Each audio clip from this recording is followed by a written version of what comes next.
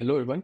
Welcome to Sumedh speaks. यहाँ हम बात करते हैं जियो पॉलिटिक्स, क्रिकेट और हर वो खबर जो भारत के लिए मैटर करती है। क्लियर अपडेट्स, स्मार्ट एनालिसिस, बस बिना ड्रामा के।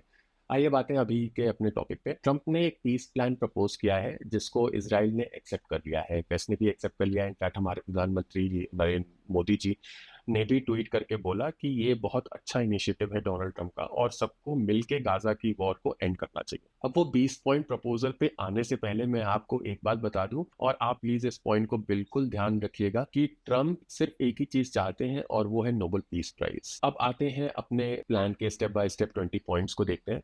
तो ये 20 पॉइंट्स प्लान है जो कि प्रपोज किया है ट्रंप ने, और ये एक वही चीज इलस्ट्रेटेड इन मैप है कि कहाँ पे buffer zone, security buffer zone बनाया जाएगा, कहाँ पे आईटीएफ की लाइन ऑफ कंट्रोल होगा, हॉस्टेज रिलीज कहाँ होगा। ये सारी चीजों का यहाँ पे प्लान बताया गया है। लेकिन मेरे हिसाब से ये प्लान में बहुत बहुत कमियां हैं। जो भी डेवलपमेंट की बात की गई है उसकी फंडिंग कहाँ से आएगी उसका कोई मेंशन नहीं है। एक्सप्लोर किया जाएगा ये बोला है इस प्लान में, मगर ये एक्सप्लोर किया जाएगा खुद में एक बहुत वेग सेंटेंस है। दूसरी चीज, हमारे हमास सिर्फ एक ऑर्गेनाइजेशन नहीं है, वो एक आइडियोलॉजी है और आइडियोलॉजी को काउंटर करने के लिए कोई भी स्टेप्स उन 20 स्टेप्स में नहीं इंक्लूडेड है। तीसरी चीज, और जो कि सबसे बड़ी चीज है मेरे हिसाब से, कोई भी पीस प्लान गाजा में स्पेसिफिकली ईरान से बिना बात किए नहीं पूरा हो सकता है, और इस प्लान में ईरान का नाम ही नहीं है। अब ईरान क्यों इंपॉर्टेंट है? क्योंकि हमास को फंडिंग ही ईरान करता है, और चाहे वो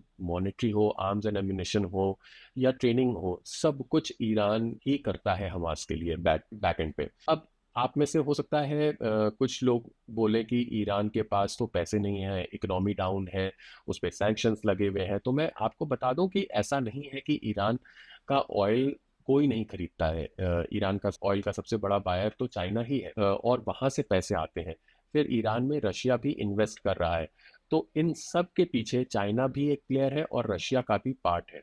तो बिना ईरान के हामी भरे हमास वैसे भी कुछ नहीं कर सकता है। चलिए एक बार हाइपोथेटिकली स्पीकिंग, अगर हमास इस प्लान को हाँ भी कर देता है ईरान के कहने में, तो इस समय उस रीजन में हमास के अलावा और भी बहुत सारे बैड एक्टर्स हैं, जैसे हाउथीज, आइसिस वगैरह। उनको उनको कौन रोकेगा और उनसे कौन नेगोशिएट करेगा? इस चीज का भी कोई रोड मैप में इंक्लूड नहीं किया गया है। पांचवी चीज, ट्रंप और नेतन्याहू की तरफ से कहा गया है कि अगर ये प्रपोजल हमास एक्सेप्ट नहीं करता है तो इसराइल को पूरा हक है अपने तरीके से हमास पे कार्रवाई करने का। देखिए मेरे हिसाब से जब लड़ाई फेथ की होती है तो ये धमकी से काम नहीं चलता है, और इस सिचुएशन में तो और भी ज्यादा चीजें और खराब होंगी, और इस पे रिसीविंग एंड पे सिर्फ और सिर्फ गाजा के जो नॉर्मल सिटीजन्स हैं, औरतें, बच्चे, उनके उनके ऊपर और ज्यादा खराब असर पड़ेगा। सो ऑल इन ऑल मेरे हिसाब से ट्रंप सिर्फ एक नोबेल पीस प्राइज के पीछे पड़े हैं, और उसको पाने के लिए वो किसी भी हद तक जा सकते हैं। ट्रंप को ये लगता है कि इंडिया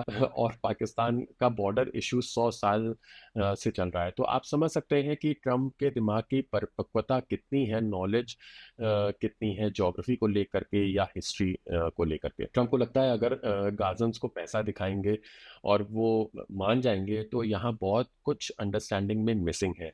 यहाँ हम लोगों को बिजनेसमैन नहीं चाहिए, एक कूटनीति करने वाला इंसान चाहिए, डिप्लोमेटिक इंसान चाहिए, जो कि सारे प्लेयर्स से बात कर सके ट्रांसपेरेंटली और सबको एक एक टेबल पे लेकर के आ सके। लास्टली इस मैटर पे मैं ये भी मेंशन करना चाहूंगा कि एक कॉल में इसराइल के प्रधानमंत्री बेंजामिन नेतन्याहू ने सॉरी बोला कतर से, और उस कॉल में ट्रंप भी मौजूद थे। ये माफी नेतन्याहू ने मांगी है जो इसराइल ने अटैक करके दोहा में हमास के हेडक्वार्टर्स को तबाह करने की कोशिश की थी या तबाह किया था। इस सब्जेक्ट को मैं और भी गहराई से देखता रहूंगा, और कोई अपडेट आती है तो मैं अपडेटेड वीडियो लेकर के बिल्कुल आऊंगा। Thank you for watching. Please like, share and subscribe.